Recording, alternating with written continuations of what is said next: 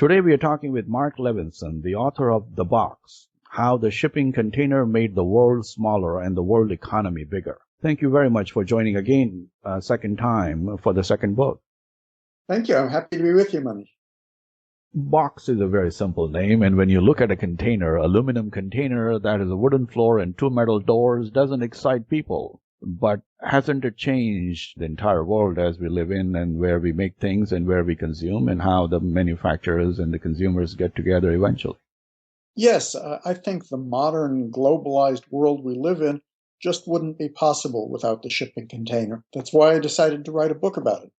How did you understand the importance of the container? It is common for General Electric to write a book, or it's common to write a book on a light bulb or a chip invention, but a box is a seemingly innocuous, harmless, not sexy, not on the top of the mind, that could lead someone to think of the profound consequences of it. You know, one of the greatest compliments I received after the box was published was from someone who told me that he'd been in a class with a famous economic historian.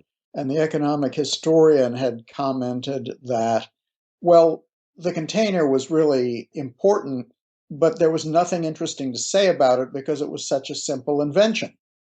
It turns out that it wasn't a simple invention, and it actually has a fascinating story that led to the development of modern containerization. The reason I wanted to pursue this is because I have a lot of interest in trade and international economics, and most of the discussion about international economics assumed that the growth in trade was based simply on differences in wages. The transport costs were generally ignored by economists. And so you had people making statements about more trade occurring with poor countries because of this big differential in wages. This is clearly not true in the sense that the differential in wages has been around for hundreds of years. Something else had to happen in order to make all of this trade over long distances possible. And my argument is that the container was indispensable in this development. And so in my book, I trace the development of the idea of the modern shipping container and look at some of its economic consequences. You have traced the history of the containerization to its roots all the way in the late 50s. And when was it becoming evident to the people in the industry that they needed a change? What was the industry like before the containers were even adopted? I think it would help your listeners to transport themselves back to the early 1950s when there was no such thing as container shipping anywhere. Back then, most general freight was transported by a method that was known as break bulk. And what break bulk meant was that freight was shipped in individual pieces. There would be a barrel of this, a bale of that, a wooden crate of this other thing, some tires, a roll of steel. All of these things might be shipped separately. They would be made in their factories. They would be put individually onto trucks or onto railroad freight cars. They would be taken to a port. And at the port, they would be removed separately from the truck or the rail car. Each item would be put into a warehouse. A ship would arrive in the port. Each of these items would be removed from the warehouse and loaded individually into the vessel. So you had armies of workers in every port city who were available to do this kind of thing. In New York in the early 1950s, there were nearly 50,000 dock workers. Most of them didn't work every day because they weren't needed every day. But when a lot of ships were in port, you needed a lot of labor. It was a very labor intensive process. And you had much the same situation in London and in San Francisco and in other great port cities. This meant that shipping was very, very expensive because each item had to be carefully packaged individually. It had to be handled several times. As a result, a lot of goods just weren't worth shipping. The things that were shipped often bore freight costs that were 10 or 20% or more of the value of the goods. You can think of this as a barrier to trade. The transport costs were very high. In addition, a lot of the merchandise was damaged in this process. Again, because it was handled multiple times, there was theft, there were accidents, and so international shipping was rather unreliable. It often didn't happen on any predictable schedule. You sent your goods out from the factory, exporting them to another country, and when they got there, they got there. There was no reliable international supply chain. And the container helped change all that. Mm-hmm, mm-hmm. The intermingling of the goods that allowed people to bring down the freight cost, because shipping cost was a cost added to the price of the product, as McLean said, which we'll talk about later, made it possible to ship a lot of goods that were not possible to ship before. Sure, and we'll jump ahead in the story, but if you're in the United States and you go and purchase a bottle of wine from Australia, okay, you're paying just a few cents in shipping costs. If you're purchasing a shirt that was made in Malaysia, maybe you're paying 4 or 5 cents to ship that shirt from Malaysia over to the store in the United States. I mean, these costs are just minimal. And that was not at all the case before we had international container shipping and international supply chains. So who played or are there people who played key roles in and what they had to go through? Because this is something that didn't happen in 1 year or 1 decade. It took quite a bit of a challenge and deal with ports, deal with unions, deal with the technological adoption by various so-called large customers. And also it led to the rise and fall of ports, if you want to trace all that together. Sure. To start, I guess I should say that there's a lot of discussion about who invented the shipping container, and this doesn't really make sense. The shipping container is an obvious idea. The concept had been around since the 1700s. It hadn't worked out in terms of making shipping less expensive or more efficient. And if you think about it for a minute, you can see why. So suppose you wanted to ship some goods, you put them into a container, you sent them to a port, then what? Well, you had to get them on the vessel somehow, and the vessel wasn't particularly designed for that container. So the container was basically a box, and it would be put into the hold of the vessel, along with all of the boxes and barrels and bags and coils of steel and other things down there. Then at the other end, you figure out how to get this container out of the hold and find some way of transporting it to whoever was supposed to receive it. And then what did you do with the container? It was stuck there because you didn't have a customer at the other end who wanted to use the container again. So this was a very inefficient way of shipping. And as a result, although there had been a lot of experiments with containers, no one was using them commercially because it actually cost more to ship via container than with the traditional methods. The guy who changed this was a man named Malcolm McLean. McLean was from North Carolina. He'd started out as a truck driver during the Great Depression. And by the early 1950s, he had built one of the largest trucking companies in America called McLean Trucking. And McLean's concern was that his trucks were starting to run behind schedule. He had a lot of routes from the Carolinas up to New York and New England. Traffic was growing increasingly heavy after the World War II as a lot of people bought cars. The road system wasn't keeping up, and so he was afraid his trucks were going to be delayed. And so his original idea was to build a terminal in North Carolina, another one in New Jersey, and put his trucks on a barge or a ship and take them up the coast, and then have the trucks drive off at the other end and go about their business. So he started playing with this concept, and pretty soon he figured out that this was not a very efficient way to do things. Getting the trucks onto the ship would take a lot of time and effort. You couldn't stack the trucks because they all had wheels, so it was only one level of trucks. You couldn't actually carry very many on a voyage. And maybe it would make more sense to just take the trailers off and leave the truck wheels behind. And so that's really where modern containerization started. McLean's idea was to buy an existing domestic ship line. Back in those days, transportation was highly regulated, and you couldn't just start sailing a ship along the coast. You had to get permission to do that. And in order to get permission to own a ship line, the Interstate Commerce Commission required McLean to sell his truck line. So McLean sold his interest in one of the largest trucking companies in the country, and he bet everything on this new concept of container shipping, which had no commercial base. He had no customers. The world did not know it needed containers. And McLean decided that he was going to build this business. The first modern container ship voyage happened in 1956. April 26th. That's correct. McLean had purchased two leftover tankers from World War II, and he had metal frames built over the decks of the tankers.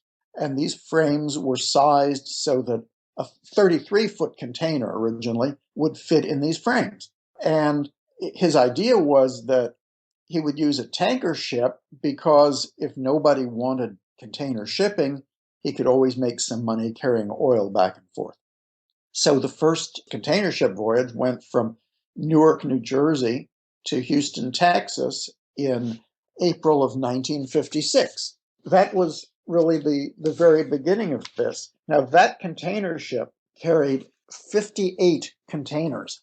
If you compare that to the most recent container ships, some of which carry as many as 10,000 truck-sized containers, you'll see what has happened to this industry since then.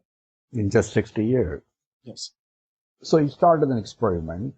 He bet his entire network and what he had accumulated in his life on a concept that he just believed in, but didn't have any data or any business or customer support. But he took that as a challenge and then tried to solve a problem that how can you increase efficiency at ports and in transportation. McLean was a guy who said, let's do it. It's not going to be perfect. It's not going to be fabulous. We'll fix it up later. Let's get going and we'll improve it on the fly. That's the way he operated. There were other companies that tried to get into the container business after McLean did, some of them successfully. And they talked about things like optimizing throughput and stuff like that. McLean wasn't into optimizing anything. He wanted to build a business, and he was go, go, go, go, go, and we'll fix it up. It'll get better. He started out with 33-foot containers. Then he went to 35-foot containers. And then it turned out that one of the big obstacles to the growth of the container industry was that other ship lines had gotten into the business and they used different sizes of containers. Each ship line tried to figure out what was best for its business. And so you had companies using 24-foot containers and companies using 17-foot containers. And of course, this left customers or potential customers facing a problem. Imagine if you are a shipper, a manufacturer that has goods to ship, for example, and you're wanting to export these goods, what size container should you put them in? If you put them in a 24-foot container, well, only certain cranes in certain ports will be able to handle those containers. So you might not be able to ship them out quickly. And perhaps only certain ships will be able to accommodate 24-foot containers. Everybody connected with the idea of container shipping recognized this was a problem. And so there were many years of negotiations about standardizing the container. This was a long, drawn-out process, and it was incredibly boring. If you think about spending 10 years sitting in a smoke-filled room, arguing about things like how should the doors at the end of the container open, or how thick should the walls be. That's what happened here.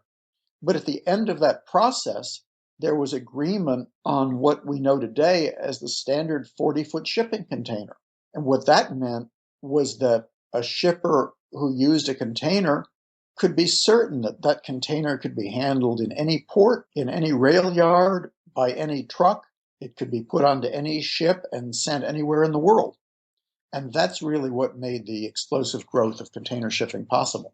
Once considered the impractical idea of containerization eventually led to a phenomenon of global proportion. Yes, that's exactly right. And it would never have happened without this process of standardization. The whole idea of standardization strikes people as pretty boring. There's not a whole lot written about it, but it was really crucial to the growth of containerization.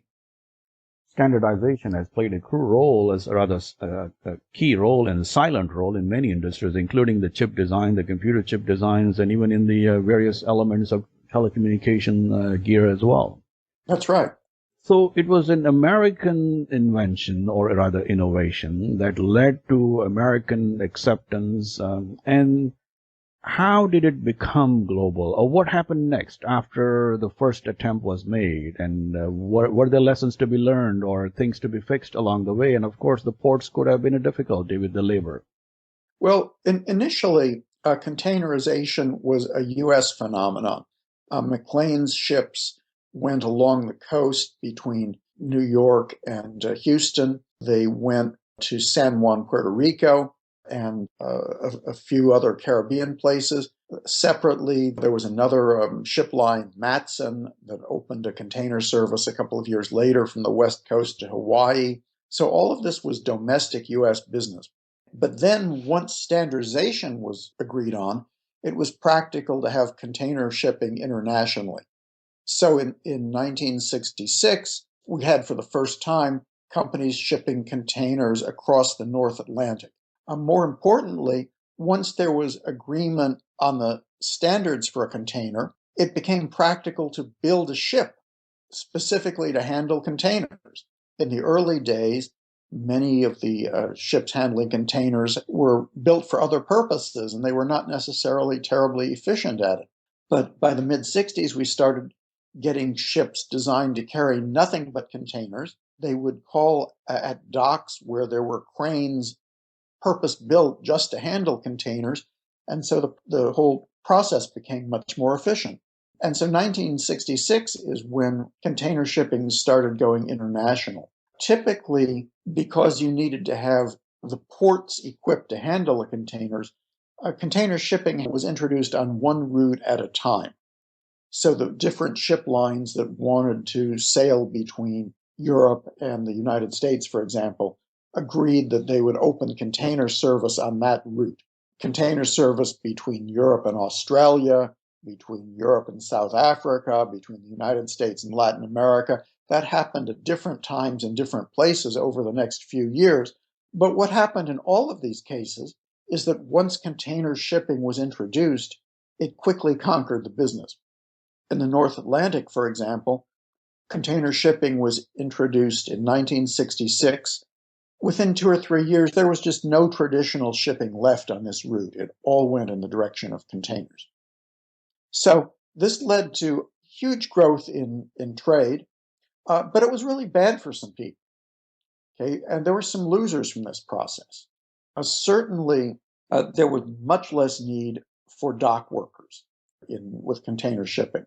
As I described, the break bulk shipping that had been the norm was very labor intensive. It required a lot of people to load and unload vessels. With a container ship, it was done with cranes that were based on shore, and you needed many fewer workers to do this job. So in New York, just to give you an example, we went from 50,000 dock workers in the early 1950s to somewhere around 2,000 to 3,000 these days. You had a similar decline in other ports. Just the number of people needed to handle this process was much reduced. And many port cities were adversely affected. Traditionally, ports had been located in large cities, and then you had industry built around the ports. But containerization had different requirements. You needed to be able to move containers in and out easily.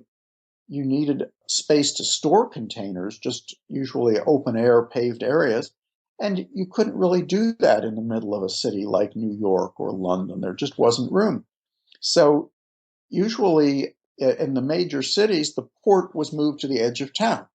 In New York, for example, New Jersey became the container port, Newark and Elizabeth, New Jersey. These had previously not been heavily developed areas, and there was room to build ports that were designed for container ships.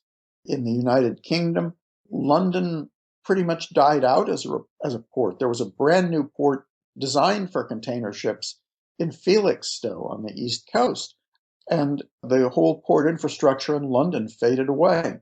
In San Francisco, the port died out as well. The commercial port moved across the harbor to Oakland, where there were better railroad connections and where there was more space to build container ports. So many of the port cities around the world really lost their economic bases during the process of containerization. It took them a long time to find new roles in the global economy. And of course, the rise of the Los Angeles port is also linked to that, as the Vietnam War played a major role in routes between the West Coast and the Pacific route. Can you tell us a bit more how that played a key role? Because there has to be a customer on the other side who is willing to accept this new way of shipping, and that was U.S. Army. As people may remember, the United States was heavily engaged in a war in Vietnam in the 1960s. And logistically, Vietnam was a very difficult place to fight a war. It had very little infrastructure. There was an old-fashioned port in Saigon that was very heavily congested and had few warehouses. So what happened was that U.S. military cargo got delivered to a dock in Saigon. It got dumped out on the dock, and a lot of times it sat there. It was hard to get it where it was meant to be in Vietnam. This became something of a scandal as the U.S. built up its troop strength in Vietnam in 1965 and 1966. There was more and more need for cargo to feed the troops and to provide them with equipment.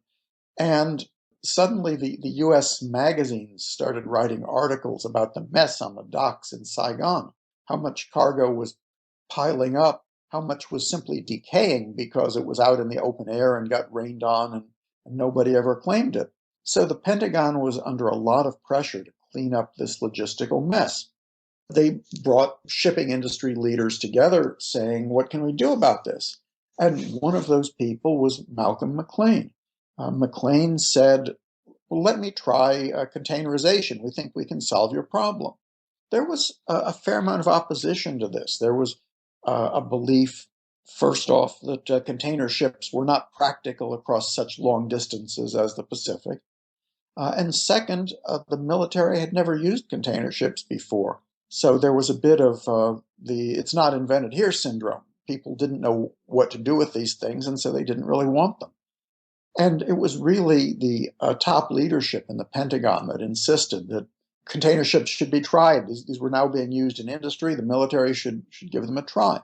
So Malcolm McLean's company, Sealand, won a contract to provide container ship service from the United States to Vietnam. It started doing this in 1967. Because there was no container port in Vietnam, Sealand built its own port at Cam Ranh Bay, a port specifically designed to handle containers, and it provided trucking service so that the containers could be taken from the port at Cam Ranh Bay to military bases in Vietnam. It also provided barge service back and forth along the coast or smaller ships so that containers could be moved to other ports in Vietnam. And in pretty short order, Sealand was able to straighten out the logistical mess in Vietnam. There were no more reports about cargo piling up on the docks and things getting lost. So this lesson was not lost upon people, that container shipping was really a very efficient way to handle logistics over a long period. And of course, once McLean was established in the Pacific, he was making money on sending his vessels to Vietnam. There was no cargo coming back from Vietnam, and the military was paying for the trip both ways. So McLean was thinking, hey, we could make some more money if we found cargo to go back to the United States. And that was where the idea came from of stopping off in Japan on the way back. So Sealand started offering container ship service from Japan to the United States. And this really opened the way to the great flourishing of Japan's exports. This is when we started having vast quantities of Japanese TVs and stereos and all kinds of industrial equipment because all of a sudden shipping from Japan to the United States was cheap and easy. And that leads to my next question. And you have a very interesting subtitle, How the Shipping Container Made the World Economy Bigger and Also the World's Smaller. It used to be that manufacturing would be very close to the customer, and with this now advances in the technology, or rather logistics, the manufacturing could be away from the consumer base, and with that goes the labor situation as well, and all the other things that happen. How did all that evolve? Sure, if you go back to the 50s, the world was still filled with extremely large factories. And you had many factories in the United States that employed 5 or 10,000 workers or more, and this was the case in Europe and Japan and elsewhere. One reason for this is that it was very complicated and costly to move goods around. So it was cheaper to have all your manufacturing in one location. Typically, these big factories would bring in raw materials. They would make components for cars or radios or whatever their product was, and then they would assemble those components into the finished product all at the same location. These large complexes were, as you might imagine, quite difficult to handle, to manage, but it was easier than trying to cope with expensive and unreliable shipping. But once reliable container shipping was available, it was no longer necessary to have these giant factory complexes. What you saw instead was the dispersion of manufacturing. This happened first in the United States because the container could be shipped domestically on trucks or on trains. And then it went international because once you could ensure reliable, low-cost delivery, it made it practical to build a factory in the United States that relied on components that were made in Thailand or Mexico or some other place. So you had the growth of international supply chains.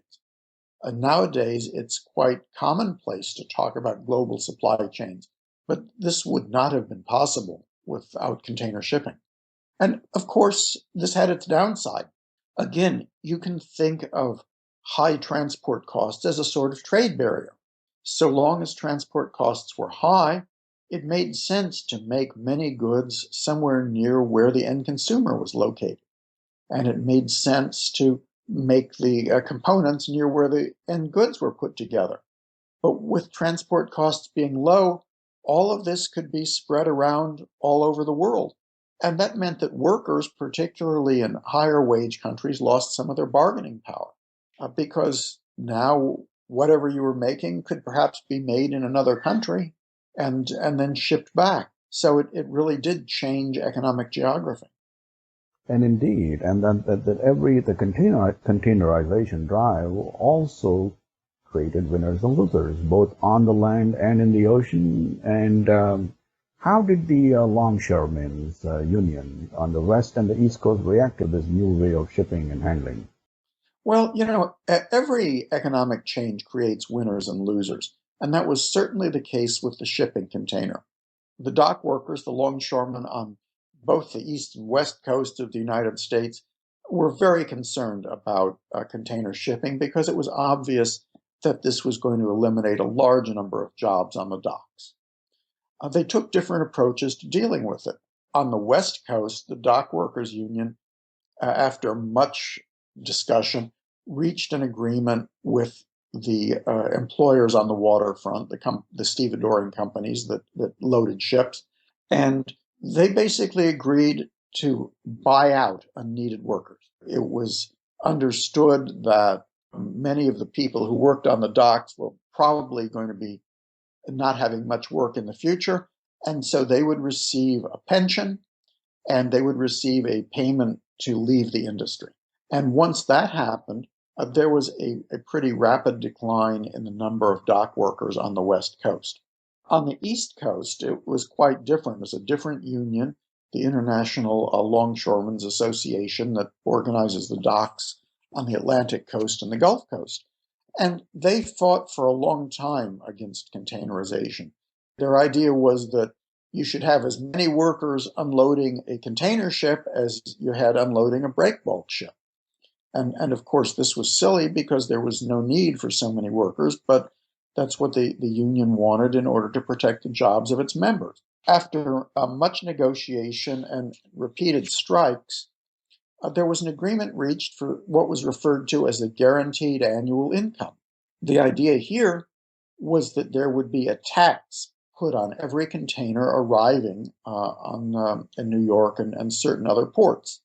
And that tax would go into a fund that would be used to pay dock workers who were not called up for work.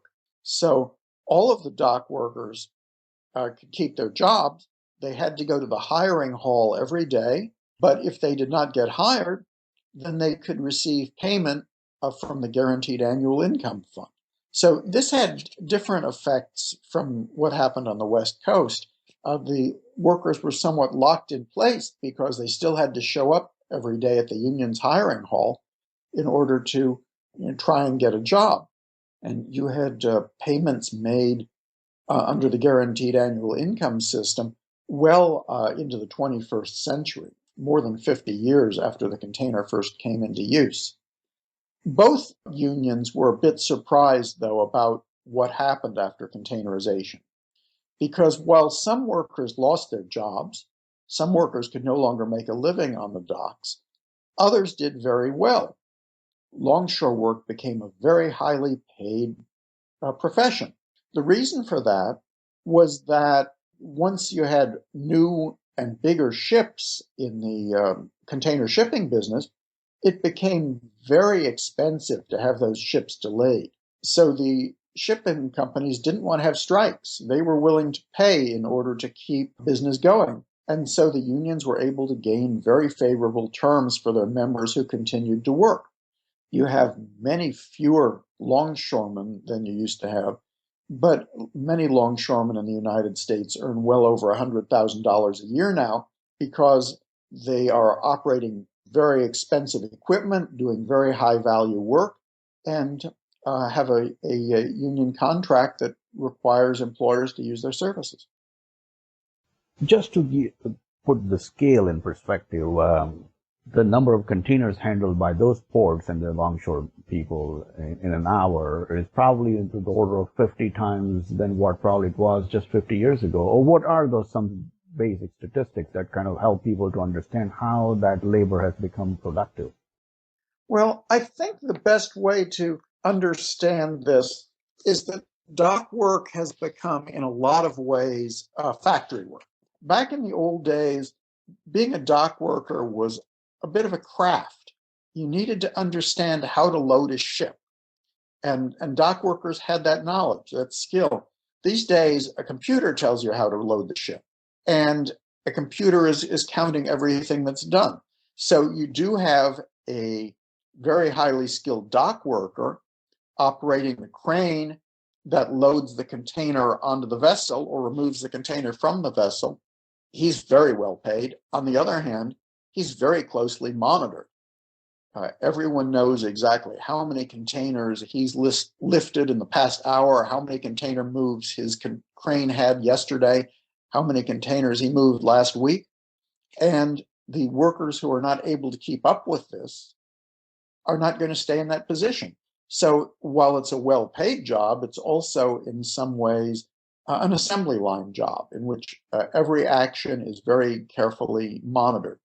And the same is true with much of the other work around the port. I mentioned that the first container voyage in 1956 carried 58 containers. Today, container ships commonly carry 7,000 or 8,000 containers, and some of them carry 10,000 containers. That's 10,000 truck-sized containers. It's what's called, they refer to this in container lingo as 20-foot equivalent units, and a standard size container, the kind of thing you'll see a truck pulling, is 40 feet. So it's two 20-foot equivalent units. And you find 10,000 of those containers on some of the ships sailing around the world today. So the scale is just unimaginably different from what it was in the 1950s. There are millions of containers in use. There are thousands upon thousands landing at major U.S. ports every day. And with the expansion and widening of Panama Canal, it just takes it to another height. The Panama Canal has made it possible for ships that carry about 7,000 containers to come from the Atlantic to the Pacific through the canal. There are still some vessels that are too big for the Panama Canal. There are on certain routes vessels that will carry 9 or 10,000 containers. Those vessels are not calling at U.S. ports yet. They may start doing so within the next couple of years. Typically, those vessels go back and forth between places like Singapore and Rotterdam. They're not very flexible because there are not many ports that have that much cargo. But when they're filled, they can carry cargo very cheaply. To a listener of what you're explaining about the box and the rise of containerization, give us a little bit of an example so they may understand. The television set that cost us, let's say, about $1,000, or a Ralph Lauren shirt, or a apparel that you may buy for $100 or $500 in the stores. What part of that is a shipping cost, and what would it have been 20, 30, 50 years ago, the percentage-wise? Okay, so let's assume that 50 years ago, we might have had a factory in China making television sets for us. We did not, okay? That television set somehow would have needed to be put into a crate to protect it. It would have been loaded by hand onto a truck, taken to a port, offloaded, somehow loaded by hand onto a ship, taken across the ocean, unloaded again, put in a warehouse, loaded individually onto a truck. And it could easily have been 20% of the cost of delivering that, of the sale price of that television set would have been in the transportation cost. I mean, this was a very costly process. Today, the manufacturer in, say, China is filling a container at the warehouse, at the factory rather, with nothing but television sets. So there are several thousand television sets in a 40-foot container. The entire container, as one, with all those television sets, is sealed at the factory. It's trucked to the port. It's never opened. It's loaded on a ship. It goes to the U.S. port, where it's unloaded, put on a train that takes it to Chicago, where a truck meets the train and takes it to a warehouse in Indianapolis. No one has touched the contents of that container. And the cost of shipping those television sets inside this entire distance is probably a few bucks. So $1,000 television set could have no more than $5 or $10 of shipping costs, and That's correct. that's why the consumer enjoys the benefit of this seemingly simple three-dimensional box made of aluminum. That's correct. And also, there is a pretty high degree of reliability. Okay, you have a retail store in the United States that wants television sets by June 30th. And so, working backwards, then the manufacturer knows that if it ships those television sets from its factory in China by May 15th, then they will get to Los Angeles on a ship by June 15th, and they will get to Chicago by June 20th, and to Indianapolis, where the warehouse is, by June 21st, and they'll be in the store by June 30th. That's a high degree of reliability that did not exist prior to container shipping, and that really makes it possible to have these sorts of long-distance supply chains. Sometimes things that is invented, or it is invented by the people, or the people who are corporations that are benefiting from it, could also end up destroying them. For example, the box. The box provides the speed, but it requires the speed, requires the scale, and also requires the accuracy. Now, with that, the shipping companies, are they in danger simply because there is no such thing as big enough, and they're building bigger and bigger ships, requiring more and more capital and operating at a lower and lower margin? The box changed the whole nature of the shipping industry. After World War II, merchant shipping was generally done in leftover ships. Many of your listeners will have heard of the Liberty ships and the Victory ships that were used during the war. And after the war, these were basically sold to U.S. ship lines at very low prices. So if business was bad, the ship owner could simply tie the ship up at the dock. It was no big deal. There was not much of a mortgage, if any. The labor costs would go away if you tied the ship up, and so you just wait out the slump. Container ships are hugely expensive. Container ships can cost well over $100 million a piece. And so they have to be moving all the time. They have to be carrying cargo. And if there is not enough cargo to go around, it can cause very serious economic problems. Container shipping, since its start, has proven to be a boom and bust industry. What has happened is that business is good. A bunch of different ship lines order container ships. The ships come into service at about the same time. All of a sudden, there's a lot more capacity. The freight rates drop. The ship lines can no longer make a profit. Some of them go out of business, and the rest struggle until international trade continues to grow and the ships begin to fill up. And then you go through the whole cycle again.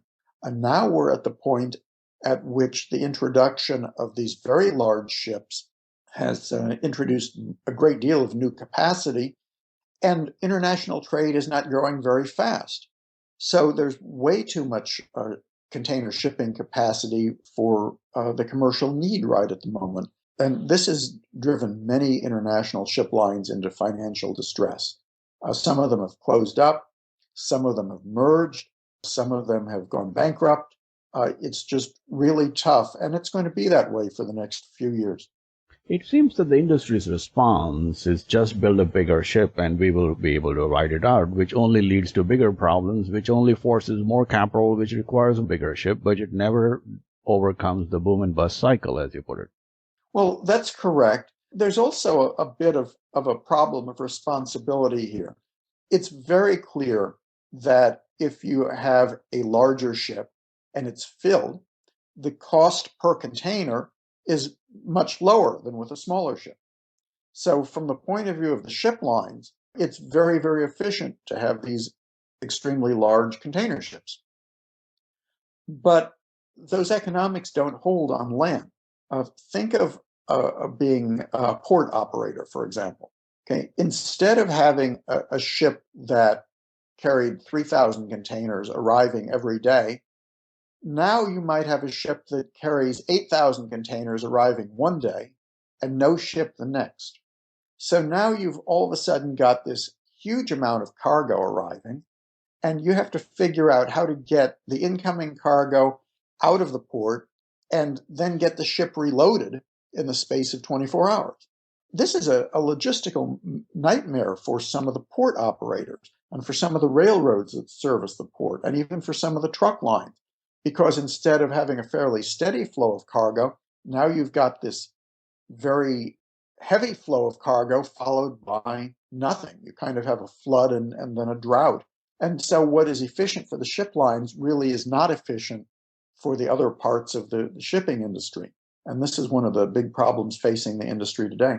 And as the ports spend more and more money digging them deeper so that they can bring more bigger ships there, I mean, I could just see the federal government just finished spending more than $1 billion in building a new highway at the Miami port near where we are.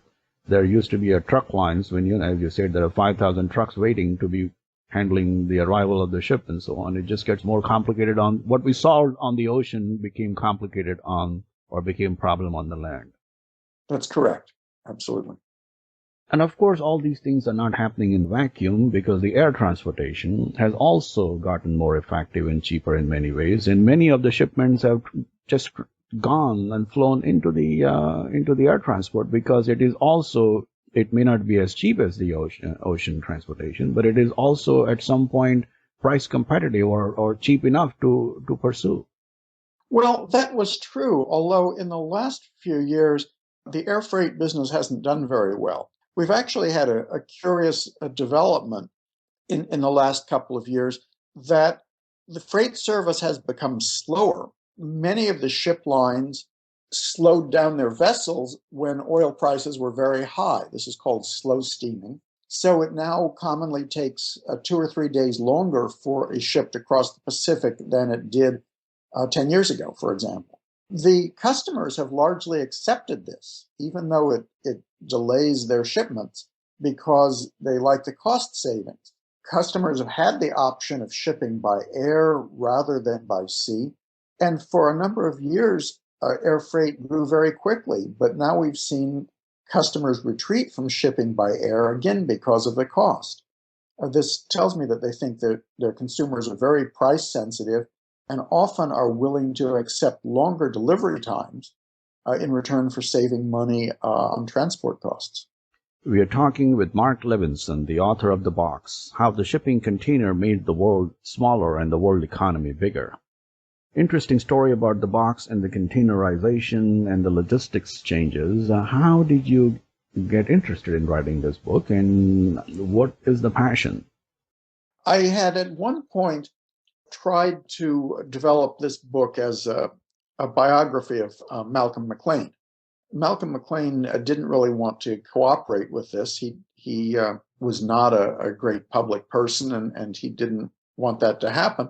So eventually I changed my concept and wrote this as a different kind of book, which is not about McLean per se, but about the development of this industry. I come to it from an interest in international trade and international economics. I'm not a maritime person. I'm not a ship guy. So I bring a different perspective to this than I think a lot of people who know about the industry. You have a list of several successful books. Obviously, recently you had another book that we talked about for the first time in An Extraordinary Time, and also a book on the A&P, and a couple of other books. Are you focused now just on writing books and researching and picking other topics you like, or are you considering any other topics? I don't have a book project underway right at the moment. This takes some thinking before launching a project like this. One of the hard parts of writing a book is finding a topic that is going to be interesting enough to the author to want to stick with it for several years. And then you need to have a story to tell. I don't want to write academic books full of graphs and equations and that sort of thing. So you actually have to look around for interesting people and interesting anecdotes, because while there may be important stories, they also have to be enjoyable stories so that people want to read about them. And the art of writing is knitting those stories together and still coming up with some intellectual value in the process. Are there in your research boxes, sort of so-called boxes, lurching in other industries in plain sight but simply ignored, that people have not come to appreciate them enough? I think that there are many innovations that have gotten less attention, perhaps, than they should, although to a certain extent, that's changing. For example, the tech industry now is very heavily covered in the press. There have been many, many articles about all kinds of tech innovations. Many of the people who are behind the tech innovations have dreams of having an initial public offering, and so they want to tell their stories to the public. In the container shipping case, that was not the situation at all. This was largely an ignored industry. It was not all that interesting to people who were not directly involved with it, and the people who ran it were not all that excited about dealing with outsiders. I recall doing an interview a few years ago with a man who ran a U.S. shipping line, and he was surprised that I wanted to come and talk to him, because while he talked to people from the trade press, he very rarely talked to people who were not from the trade press about his business. Nobody was interested. So, yeah, I think there are probably some other innovations out there that are like that. Whether any of them were as consequential as the shipping container, I don't really know. How long it took you to write the book, and were there any surprising moments as you went through digging for the box, researching, that made you realize, wow, this is something I never anticipated? Well, you always go that way when you're doing a book. like this, you always come upon things that you didn't anticipate. You come upon sources that you didn't know existed. You come upon directions of research that you hadn't thought about very much. For example, I spoke earlier about the importance of standardization in the growth of the container shipping industry. Well, I hadn't thought about that at the beginning, and then I realized how important it was. And then I found people who actually had records because they'd been involved in the standardization process in the 1950s and 1960s. And I was able to use some of the records that they kept. I found some records that related to the labor issues in the Port of New York, records that had not been cataloged. They were simply stuck in an archive somewhere without any indexing. And I got permission to use those records. So you find these sorts of things in the process of research, and then you make the use of them as you can. That's the fun part of doing historical research.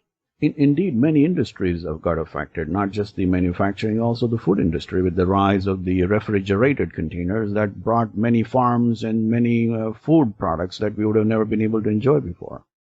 Yes, in fact, there's some recent research which talks about how the refrigerated container has made it possible to have trade in more specialized agricultural products. For example, before container shipping came along, it was possible to transport meat from Australia to Europe because there was a refrigerated ship and the whole ship was filled with meat.